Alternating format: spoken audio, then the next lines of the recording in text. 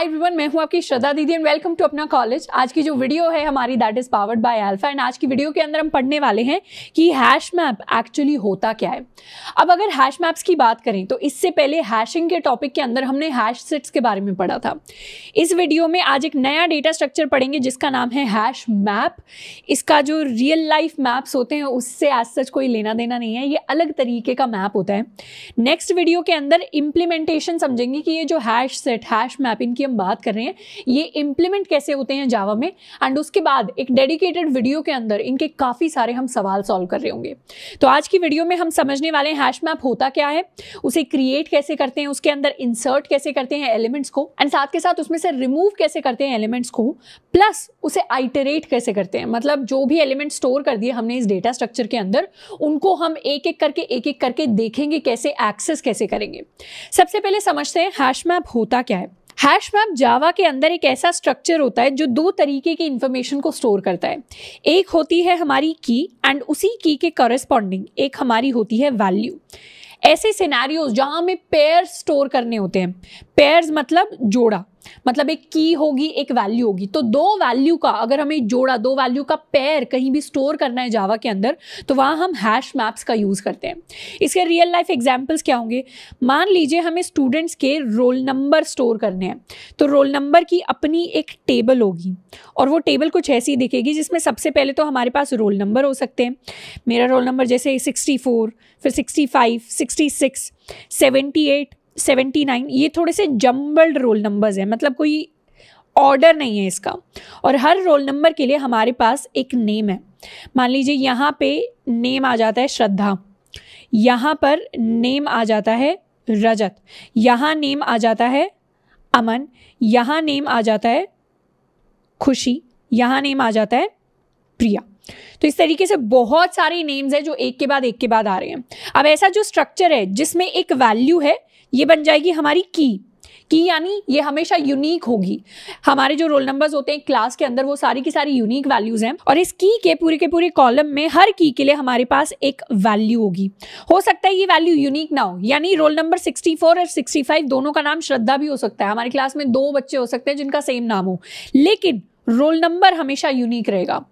तो hash map के अंदर हमारी जो की होती है वो हमेशा यूनिक रहती है और हमारी जो वैल्यू होती है वो सेम भी हो सकती है, वो यूनिक भी हो सकती है। मल्टीपल कीज के लिए हमारी सेम वैल्यू भी हम इंसर्ट करते हैं और मल्टीपल कीज के लिए हम डिफरेंट वैल्यूज भी इंसर्ट कर सकते हैं, पर की हमेशा यूनिक होनी चाहिए।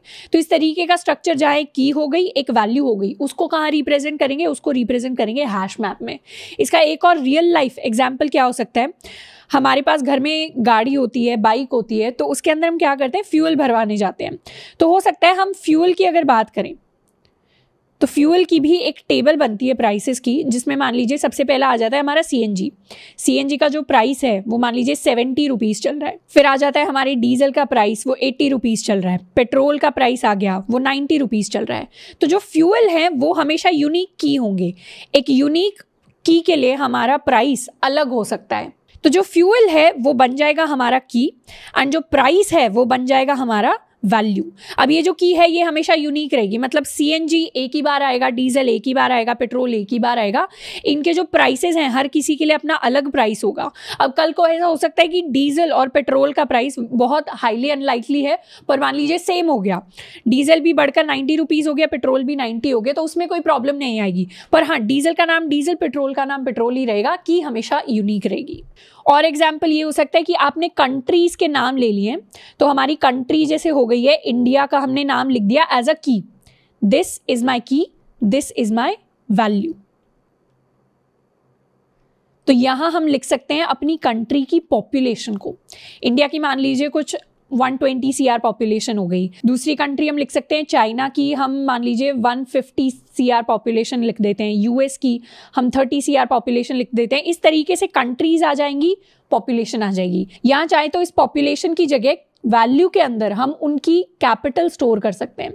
जैसे इंडिया के लिए हम कैपिटल लिख देंगे न्यू दिल्ली को, चाइना के लिए बीजिंग हो जाएगा, वॉशिंगटन DC हो जाएगा। तो इस तरीके से कैपिटल्स भी आ सकती हैं एज वैल्यूज। तो पेयर्स होने चाहिए। जहां पे भी आपको पेयर दिख गए पूरी प्रोग्रामिंग के अंदर जावा में, वहां हमें क्या यूज करना है, वहां हमें हैश मैप यूज करना है। अब देख लेते हैं हैश मैप को क्रिएट कैसे करते हैं। हमने यहाँ पे अपनी क्लास बनाई हुई है हैशिंग के नाम से और फिर बनाया अपना मेन फंक्शन। हैश मैप को इंप्लीमेंट करने के लिए, यूज करने के लिए हमें इंपोर्ट करना पड़ेगा java.util.hashmap को। तो ये हैश मैप हमारी क्लास है जिसकी हेल्प से हम हैश मैप के डिफरेंट ऑब्जेक्ट्स बनाते हैं और पूरे के पूरे मैप्स को इंप्लीमेंट करते हैं। पर क्योंकि हम बहुत सारी और चीज़ें यूज़ करने वाले हैं, मतलब सेट्स को भी यूज़ करेंगे, अभी आइटरेटर को भी यूज़ करेंगे, तो यहाँ स्टार कर देते हैं। सारी चीज़ें एक साथ ही ले लेते हैं यूटिलिटी पैकेज की। तो हैश मैप को बनाने के लिए सबसे पहले हमें लिखना पड़ेगा हैश मैप, और जो सिंटैक्स होने वाला है इसके क्रिएशन का वो बहुत सिमिलर होगा जैसे कि हमारे हैश सेट को क्रिएट करने का सिंटैक्स था। उसके बाद लिखेंगे कि हमारे की का क्या टाइप है। हमारी जो की है, हम एग्जाम्पल ले लेते हैं अपने कंट्री की पॉपुलेशन का। तो यहाँ पे जो हमारी कंट्री का नाम हो जाएगा वो हो जाएगी हमारे लिए हमारी की, which is of type string, and जो पॉपुलेशन होगी वो बन जाएगी हमारे लिए हमारी value which is of type integer. तो सबसे पहले की का टाइप लिखेंगे स्ट्रिंग टाइप, उसके बाद लिखेंगे अपनी वैल्यू का type which is integer type. फिर हम लिखने वाले हैं अपने मैप का नाम। इसको मैं हैश मैप भी लिख सकती हूँ, इसको मैं HM भी लिख सकती हूँ, इसको मैं मैप भी लिख सकती हूँ। मैं मैप लिख रही हूँ, आप अपनी मर्जी से जो भी आपका सबसे ज़्यादा सूटेबल आपको नाम लिखे, या हम इसको कंट्री इन्फो भी लिख सकते हैं, बट अभी के लिए हम जनरल मैप की बात कर रहे हैं तो मैं इसको मैप लिख देती हूँ। Is equal to new hash map. ध्यान देना है कि हैश मैप के अंदर HB कैपिटल है, MB कैपिटल है, तो काफ़ी सारे स्टूडेंट्स अगर M स्मॉल लिख देंगे तो उसमें एरर आ जाएगा। तो इस तरीके से हमने एक हैश मैप को क्रिएट कर लिया है। और अभी ये मैप क्या है, अभी ये मैप खाली है। इसके अंदर मुझे एक एक करके क्या करना पड़ेगा, अपने कीज एंड वैल्यूज़ के पेयर्स को इंसर्ट करना पड़ेगा। तो सबसे पहले ऑपरेशन जिसकी हम बात करेंगे वो है हमारा इंसर्शन ऑपरेशन। इंसर्शन के अंदर एक एक करके की वैल्यू पेयर्स को हम इस मैप के अंदर ऐड करेंगे। सबसे पहले ऐड करते हैं मैप डॉट पुट की हेल्प से। तो इंसर्ट करने के लिए, ऐड करने के लिए हम जिस फंक्शन को यूज करते हैं उसका नाम है मैप डॉट पुट। पुट यानी ऐड कर देना। तो सबसे पहले लिखेंगे अपनी की का नाम। की में मान लीजिए मैंने डाला इंडिया, एंड फिर इंडिया की पॉपुलेशन विच इज़ 120। उसके बाद मैंने डाल दी दूसरी country, let's suppose it is US। फिर US की मैंने पॉपुलेशन डाल दी है। उसके बाद मैंने डाल दी तीसरी कंट्री, चाइना ले लेते हैं इसको। फिर मैंने डाल दिया चाइना की पॉपुलेशन। तो इस तरीके से कीज एंड वैल्यूज़ के पेयर्स मैंने एक एक करके इंसर्ट कर दिए अपने मैप के अंदर। और अब मैं अपने मैप को करवा लेती हूँ प्रिंट। तो system.out.println और सिंपली मैंने लिख दिया मैप। तो टर्मिनल के अंदर सबसे पहले मेरे मैप के अंदर चाइना वाली जो की वैल्यू पेयर है वो प्रिंट हुआ, फिर US वाला प्रिंट हुआ, फिर इंडिया वाला प्रिंट हुआ। अब मेरा जो इंसर्शन का ऑर्डर था, यानी सबसे पहले तो मैंने इंडिया डाला था, फिर US डाली थी, फिर चाइना वाला पेयर डाला था, पर ये जो ऑर्डर प्रिंट हुआ है ये कंप्लीटली अलग है। तो हैश मैप्स जो होते हैं वो अनऑर्डर्ड मैप्स होते हैं, यानी ज़रूरी नहीं है आपने कोई पेयर पहले डाला तो वो पहले ही प्रिंट होगा। वो हो सकता है बाद में प्रिंट हो, वो हो सकता है पूरे रिवर्स फैशन में ही प्रिंट हो, जम्बल्ड फैशन में प्रिंट हो। तो बिल्कुल अनऑर्डर्ड तरीके से काम करता है, जैसे कि हमारे हैश सेट अनऑर्डर्ड तरीके से काम करते हैं। अब पुट के अंदर मान लीजिए मैं एक ऐसी की को दोबारा रीइंसर्ट करने की कोशिश करूं जो ऑलरेडी मेरे मैप के अंदर एग्जिस्ट करती है। मैं यहाँ पे लिखूंगी मैप डॉट पुट। मान लीजिए चाइना की जो पॉपुलेशन है वो बढ़ गई है अब, तो मैंने लिखा चाइना 180। इसको मैंने कर लिया सेव, एंड उसके बाद मैं दोबारा से अपने मैप को प्रिंट करवाऊं तो क्या होगा, मैंने अगर दोबारा से रीइंसर्ट किया अपनी की को तो उस की के करस्पॉन्डिंग जो मेरी वैल्यू होगी वो अपडेट हो जाएगी। यानी अगर पहले से मेरी की एग्जिस्ट करती है तो उसको मैं दोबारा रीइंसर्ट करूं पेयर को तो वो वैल्यू अपडेट कर देगा, और अगर नहीं एग्जिस्ट करती तो उसके लिए हमारे पास नई वैल्यू क्रिएट हो जाएगी। तो इस तरीके से जो इंसर्ट फंक्शन होता है मैप्स के अंदर, यानी मैप डॉट पुट जो फंक्शन होता है, इसके अंदर दो केसेस बनते हैं। एक केस बनता है कि की मेरी ऑलरेडी एग्जिस्ट करती है, एक केस बनता है कि डजंट एग्जिस्ट। अगर की ऑलरेडी एग्जिस्ट करती है तो उस केस में क्या होता है, वैल्यू मेरी अपडेट हो जाएगी, अपडेट वैल्यू। पर अगर की एग्जिस्ट नहीं करती तो उस केस में क्या होगा, न्यू पेयर इज इंसर्टेड। तो ये दोनों केसेस होते हैं डिपेंडिंग अपॉन आपकी की पहले से मैप के अंदर एग्जिस्ट करती है या नहीं। नेक्स्ट ऑपरेशन जिसकी हम बात करेंगे वो है हमारा सर्च ऑपरेशन। इसको हम सर्च कह सकते हैं, या इसको हम लुकअप ऑपरेशन भी कह सकते हैं। लुकअप करना यानी देखना कि कोई चीज़ एग्जिस्ट करती है या नहीं करती। मैप के अंदर दो तरीके के सर्च ऑपरेशन होते हैं। सबसे पहला तो ये चेक करना कि कोई की मैप के अंदर एग्जिस्ट करती है या नहीं करती। उसके लिए हम एक फंक्शन यूज़ करते हैं मैप डॉट कंटेन्स की। तो कंटेन्स की लिखकर हम उसके अंदर उस की वैल्यू डालेंगे जिसके लिए हम चेक करना चाहते हैं। मान लीजिए मुझे चेक करना है मेरे मैप के अंदर चाइना नाम की एग्जिस्ट करती है या नहीं करती। तो ये मैप डॉट कंटेन्स की ट्रू रिटर्न करेगा अगर एग्जिस्ट करती होगी, फॉल्स रिटर्न करेगा अगर एग्जिस्ट नहीं करती होगी। तो यहाँ मैं सबसे पहले चेक करूँ चाइना के लिए, तो यहाँ हम लिख देंगे प्रेजेंट इन द मैप, की is present in the map. और इसका एल्स केस होगा की is not present in the map। इसको हम कर लेते हैं सेव एंड एक बार रन। तो क्या प्रिंट हुआ, मेरे लिए चाइना को उसने लुकअप किया, उसके लिए सर्च किया मैप के अंदर और प्रिंट हुआ है की is present in the map. पर यहीं चाइना की जगह अगर मैं इंडोनेशिया कर देती और इसको अगर मैं सेव करके रन करूं तो मेरे लिए प्रिंट होगा की is not present in the map, क्योंकि मैंने इंडोनेशिया नाम की कोई की अपने मैप के अंदर कभी डाली ही नहीं। अब मुझे अगर अपनी की मिल गई, अगर मैंने सर्च कर लिया कि की एग्जिस्ट करती है या नहीं करती, पर अब मुझे की के साथ वाली वैल्यू भी चाहिए कि मैप के अंदर इस की के साथ कौन सी वैल्यू है।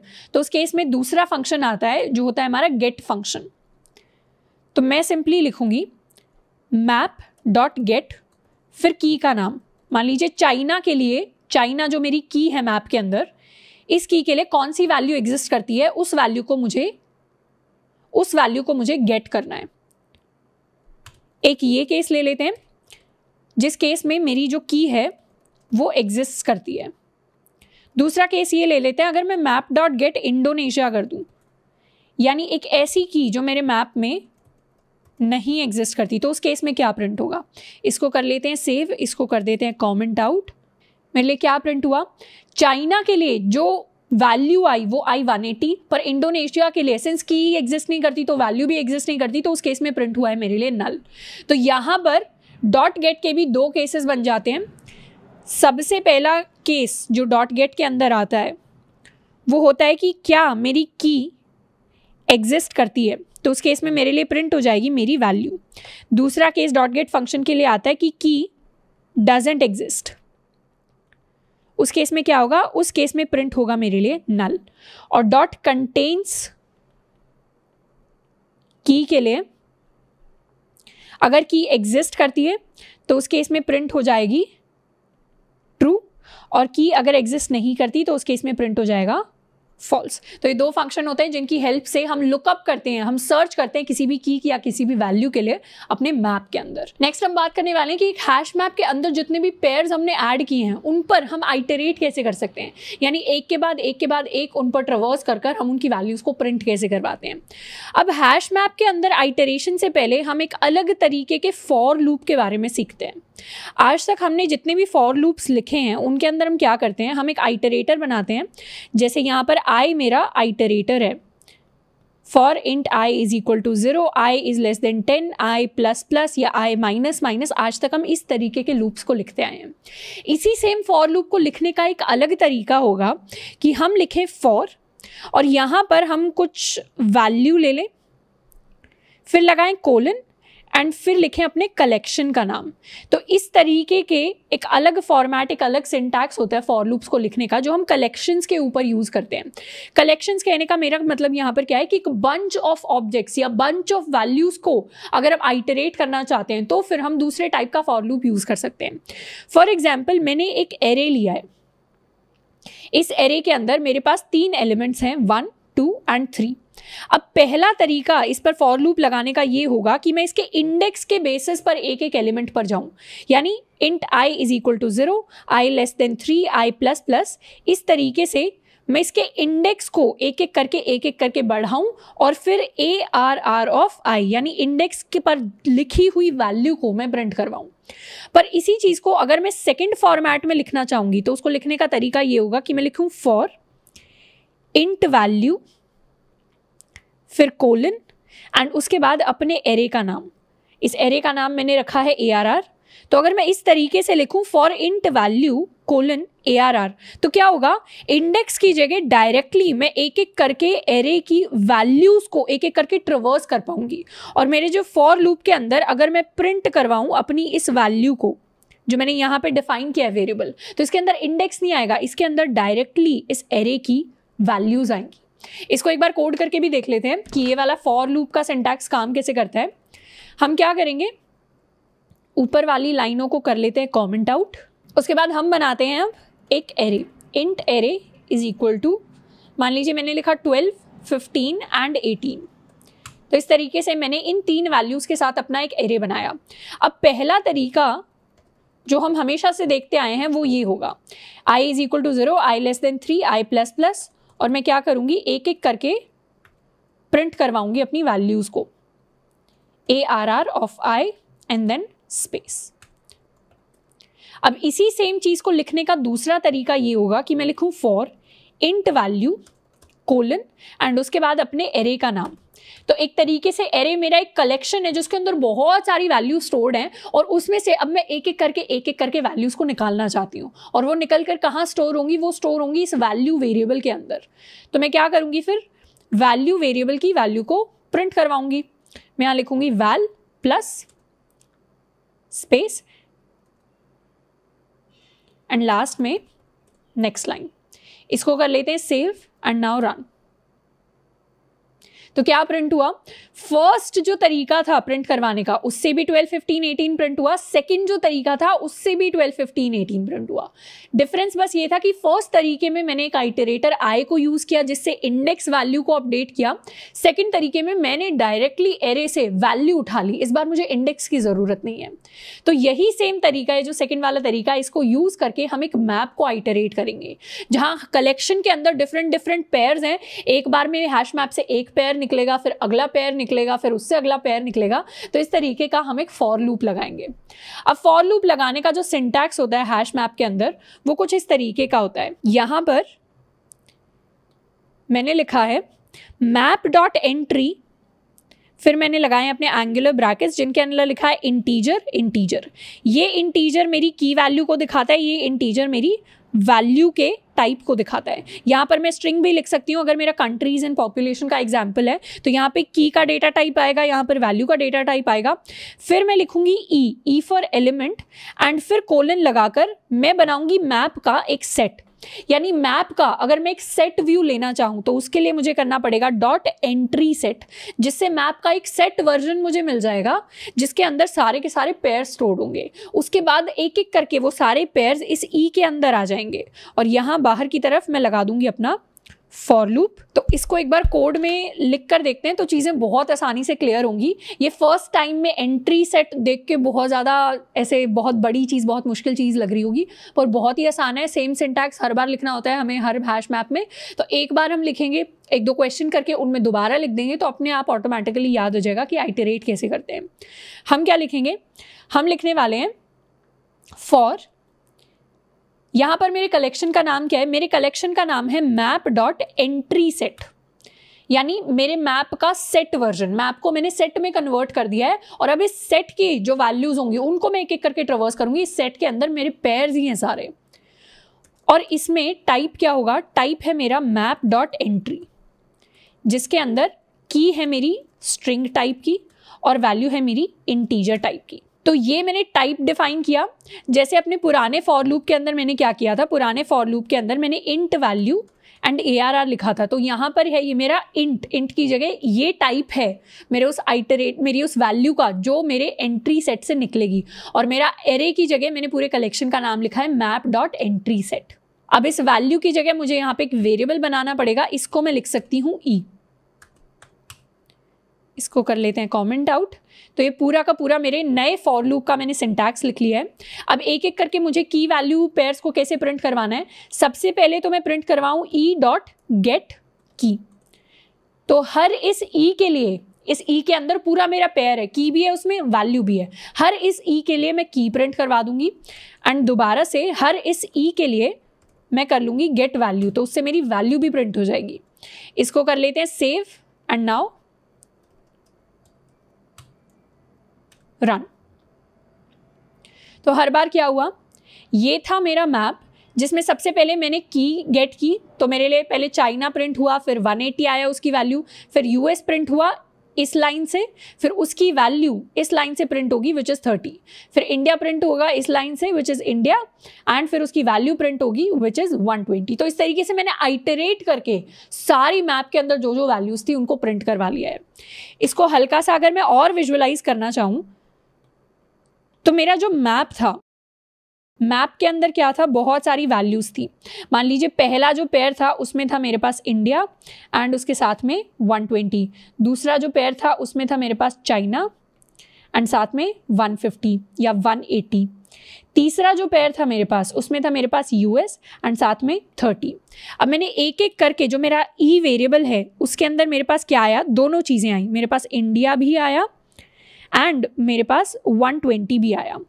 और जब मैंने गेट की फंक्शन को कॉल लगाया तो इंडिया प्रिंट हो गया, जब मैंने गेट वैल्यू फंक्शन को कॉल लगाया तो मेरे लिए 120 प्रिंट हो गया। तो अपने दिमाग में हमने क्या किया, हमने अपने मैप को एक सेट में कन्वर्ट किया, फिर उसकी एक एक वैल्यू को निकाला, एक एक वैल्यू के अंदर मतलब इस ई के अंदर पूरा पेयर है, ये पूरा का पूरा पेयर है, उसके बाद फंक्शन लगा दिया विच इज़ गेट की, जिससे की आ जाएगी, गेट वैल्यू जिससे हमारी वैल्यू आ जाएगी। तो ये होता है आइटरेशन का तरीका हमारे हैश मैप के अंदर।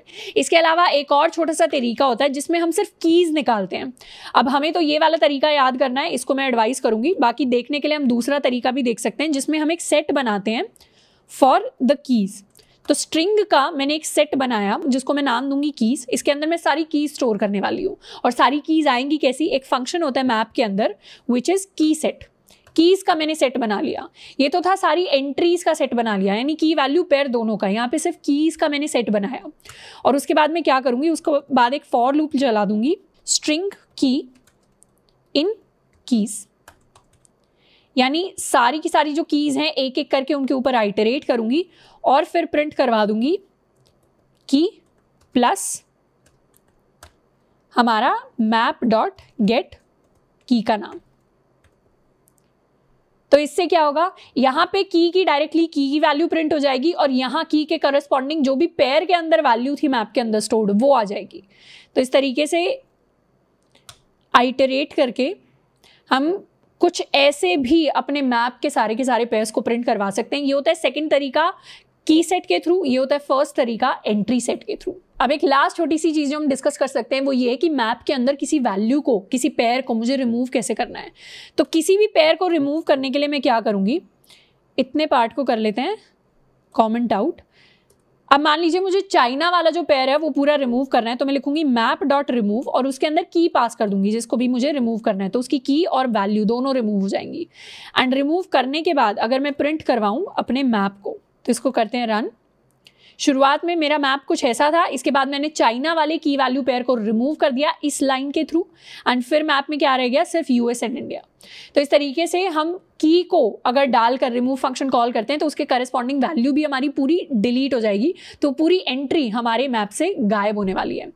तो हमने क्रिएशन डिस्कस कर लिया है, हमने सर्च डिस्कस कर लिया है, आइटरेशन डिस्कस कर लिया है एंड रिमूवल डिस्कस कर लिया है।